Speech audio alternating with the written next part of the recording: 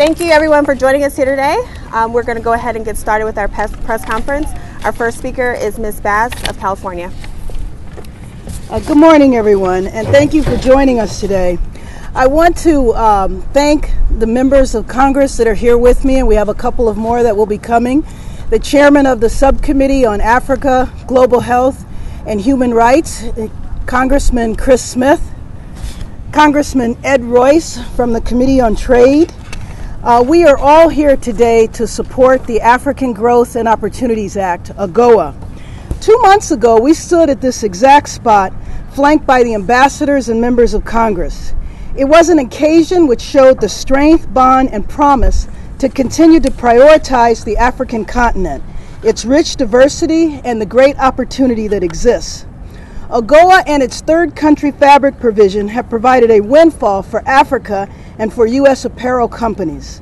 The provision has created at least 300,000 jobs for the African people, and in fact, many people believe that this is an underreporting of it. Because of this provision in AGOA, Africa can boast a bustling apparel industry that has attracted major U.S. businesses: Walmart, The Gap, Old Navy, Victoria's Secrets, just to name a few. These U.S. apparel retailers make decisions about how much material they plan to purchase and sell through schedules planned months in advance. Unfortunately, Congress has taken far too long to extend the third country fabric provision. Today, at this very moment, the Senate is holding a hearing to talk about extending the third country fabric provision, and we are here to say and to call upon the Senate to act decisively today, to pass the third country provision, to pass it in a clean manner without amendments so that it can come over to the House. I am proud to say that historically this has been a bipartisan and a bicameral issue.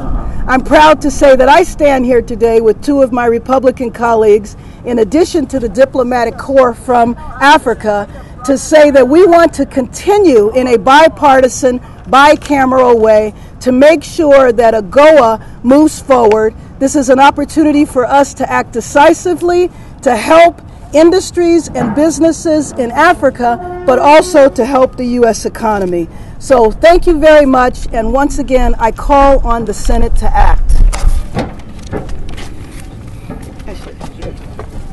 Thank you, Ms. Bass. Now we have Mr. Chris Smith of New Jersey.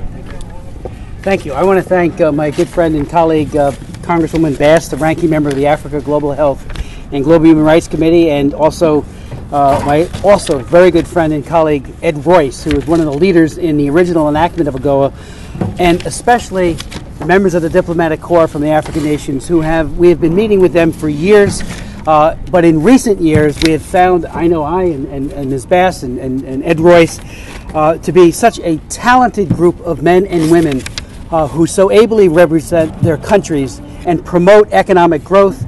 Yes, they work on issues like PEPFAR and all of the health issues, but increasingly, so many of us are recognizing that Africa is the next great economic engine for the world, not just for Africans themselves, but for the world. That's where the economic growth is going forward, and thankfully, this deadlock that has been unconscionable on the AGOA extension, especially for the third country products, is now in the process of being resolved. There is an agreement, House and Senate. It's an excellent agreement. Hopefully it will not break down when the legislation is marked up in the Senate today, then comes quickly over to the House. And when people see deadlines like it had to be done by September 30th, that is not accurate. That's accurate legally.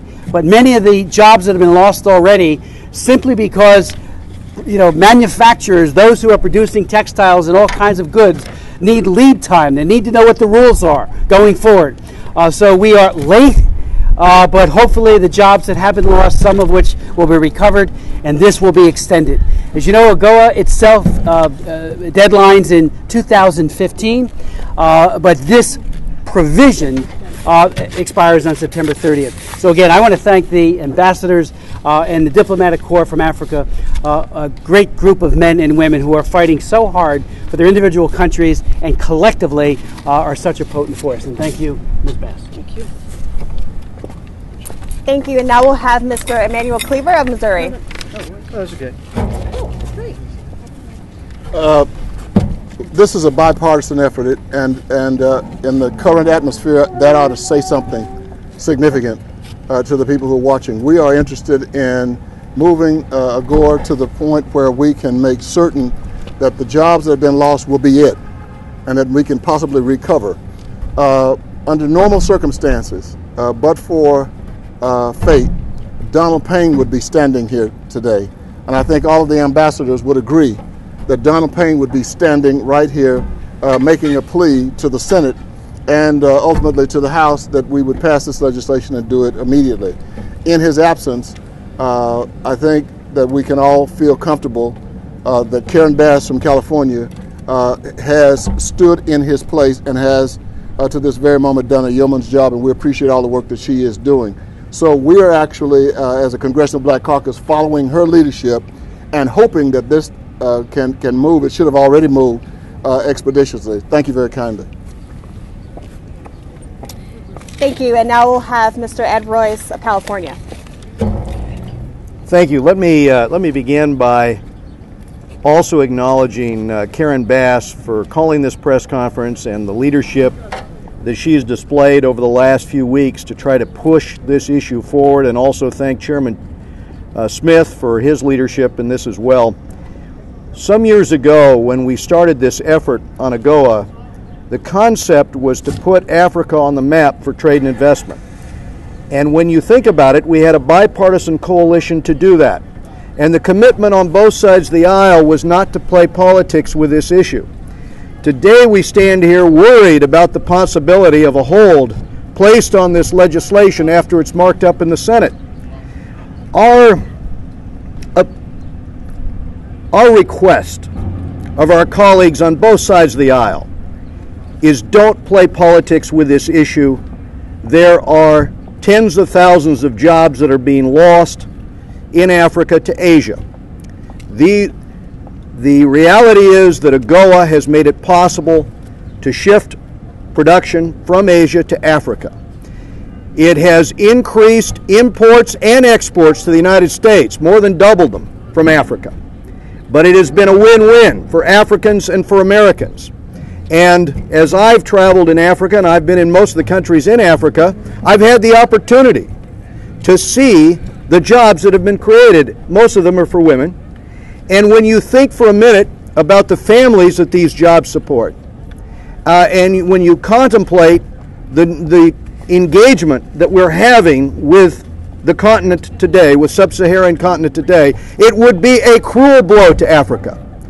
It would be a cruel blow to U.S. interests on the continent if, instead of quick passage out of the Senate, this bill is held up. So that is the nature of our request here in the House. Let's keep this bipartisan spirit alive as we move forward, and we appreciate the diplomatic corps' presence here today to double down on that message from the African governments to the United States. We've already waited too late. Let's see action today as this markup continues this morning in the Senate. Let's see it swiftly brought to the Senate floor and over to the House, where we will approve it. Thank you. Thank you. And lastly, we'll have Ambassador Soberon of Mauritius. Thank you. Honorable Congresswoman Karen Bass, Honorable Congressman Christmas, Congressman Ed Royce, and Chairman Cleaver. My colleagues, ambassadors, ladies and gentlemen, good morning. I have been asked, first of all, to introduce my colleagues who are here. So I have from my left, Ambassador of Cameroon, Ambassador of Cape Verde, Ambassador of Malawi, Ambassador of Lesotho, and Ambassador of Niger. And behind, we have the representatives from Ethiopia, from Benin, from Togo, from Mauritius, Burkina Faso, Malawi, and Namibia. Here we are. All that has to be said on AGOA and third country fabric provision has been well explained by the honorable congressmen and congresswomen who are here. And I should first of all like to acknowledge your appreciation and kind sentiments towards the African Diplomatic Corps in this issue. African Growth and Opportunity Act is a historic legislation which is also a cornerstone in the trade relations between the United States and the Sub-Saharan Africa. And there are so many things, so many opportunities into that, which leads or which helps for the industrialization or lays the ground for the industrialization of the Sub-Saharan African countries. And one of the industries where it has made a real significant impact is the apparel and textile industry. And the apparel and textile industry of the Sub-Saharan African countries has been successful because one of the most important fundamentals, and that fundamental is the third country fabric provision, because of the fact that the third country fabric provision is responsible. 95% of the export of the apparel and textile is based on the third country fabric provision. It is coming to an expiry on 30th September. This hasn't been explained. It is not the legal date of the expiry, but it is when it should have been already renewed. And we have been calling for it from the last at least a year, that it should be renewed, and it should have been renewed by the end of December. It has not been for one reason and another, but we are very, very much appreciative and grateful, and as it has already been pointed out, it has had the support from both sides of the aisle.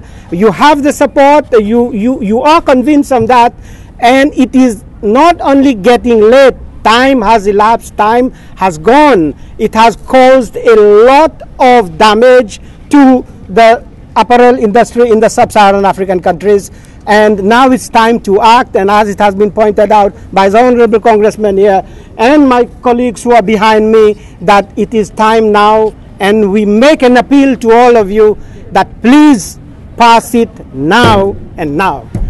And thank you very much. Okay, that concludes our press conference. If there are any questions, we can take them after on the side. Thank you.